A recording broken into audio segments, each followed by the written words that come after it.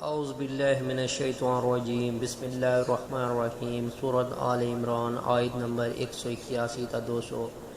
خدا نے ان لوگوں کا قول سن لیا جو کہتے ہیں کہ خدا فقیر ہے اور ہم امیر ہیں، یہ جو کہتے ہیں ہم اس کو لکھ لیں گے، اور پیغمبروں کو جو یہ ناحق قتل کرتے رہے ہیں اس کو بھی قلم بند رکھیں گے، اور قیامت کے روز کہیں گے کہ عذاب آتش سوزاں کے مزے چکھتے رہو۔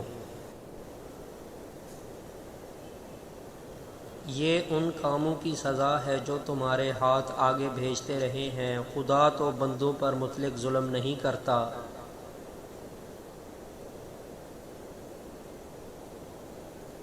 جو لوگ کہتے ہیں کہ خدا نے ہمیں حکم بھیجا ہے کہ جب تک کوئی پیغمبر ہمارے پاس ایسی نیاز لے کر نہ آئے جس کو آگ آ کر کھا جائے، تب تک ہم اس پر ایمان نہ لائیں گے۔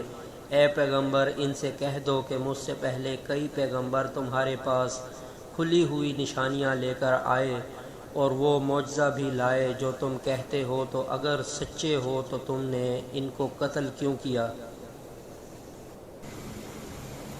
پھر اگر یہ لوگ تم کو سچا نہ سمجھیں تو تم سے پہلے بہت سے پیغمبر کھلی ہوئی نشانیاں اور صحیفے اور روشن کتابیں لے کر آ چکے ہیں، اور لوگوں نے ان کو بھی سچا نہیں سمجھا۔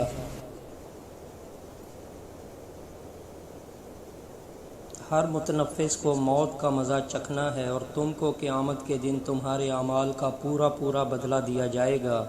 تو جو شخص آتش جہنم سے دور رکھا گیا اور بہشت میں داخل کیا گیا، وہ مراد کو پہنچ گیا، اور دنیا کی زندگی تو دھوکے کا سامان ہے۔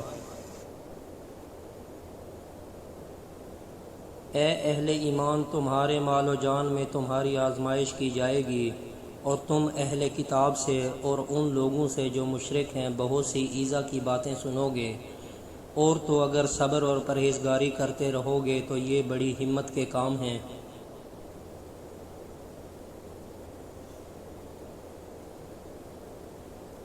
اور جب خدا نے ان لوگوں سے جن کو کتاب عنایت کی گئی تھی اقرار کر لیا کہ جو کچھ اس میں لکھا ہے اسے صاف بیان کرتے رہنا اور اس کی کسی بات کو نہ چھپانا، تو انہوں نے اس کو پس پشت پھینک دیا اور اس کے بدلے تھوڑی سی قیمت حاصل کی۔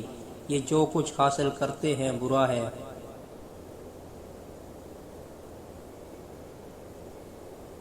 جو لوگ اپنے ناپسند کاموں سے خوش ہوتے ہیں اور پسندیدہ کام جو کرتے نہیں ان کے لیے چاہتے ہیں کہ ان کی تعریف کی جائے، ان کی نسبت خیال نہ کرنا کہ وہ عذاب سے رستگار ہو جائیں گے اور انہیں درد دینے والا عذاب ہوگا۔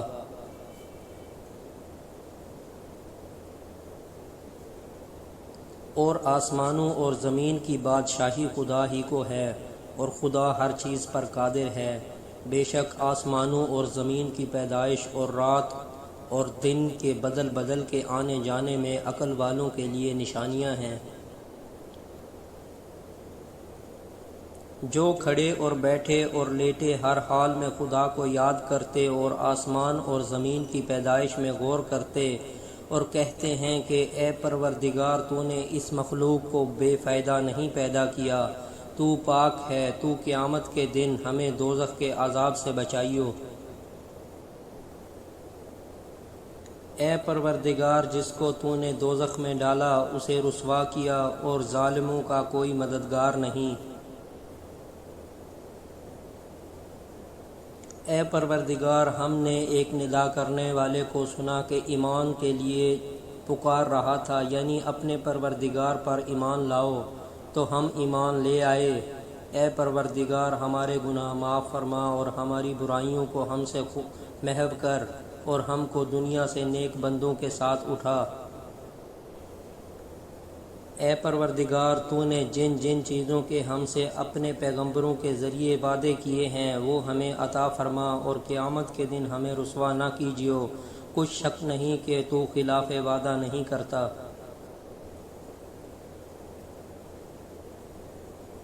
تو ان کے پروردگار نے ان کی دعا قبول کر لی اور فرمایا کہ میں کسی عمل کرنے والے کے عمل کو مرد ہو یا عورت ضائع نہیں کرتا، تم ایک دوسرے کی جنس ہو۔ تو جو لوگ میرے لیے وطن چھوڑ گئے اور اپنے گھروں سے نکالے گئے اور ستائے گئے اور لڑے اور قتل کیے گئے ہیں، ان کے گناہ دور کر دوں گا اور ان کو بہشتوں میں داخل کروں گا جن کے نیچے نہریں بہہ رہی ہیں۔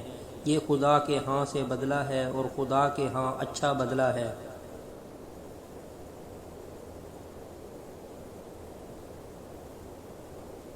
اے پیغمبر، کافروں کا شہر میں چلنا پھرنا تمہیں دھوکہ نہ دے۔ یہ دنیا کا تھوڑا سا فائدہ ہے، پھر آخرت میں تو ان کا ٹھکانہ دوزخ ہے اور وہ بری جگہ ہے۔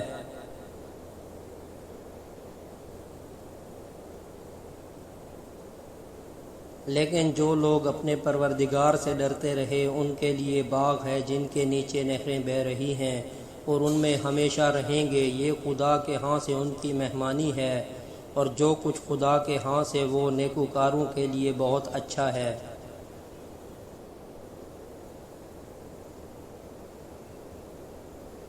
اور بعض اہل کتاب ایسے بھی ہیں جو خدا پر اور اس کی کتاب پر جو تم پر نازل ہوئی اور اس پر جو ان پر نازل ہوئی ایمان رکھتے ہیں، اور خدا کے آگے عاجزی کرتے ہیں اور خدا کی آیتوں کے بدلے تھوڑی سی قیمت نہیں لیتے۔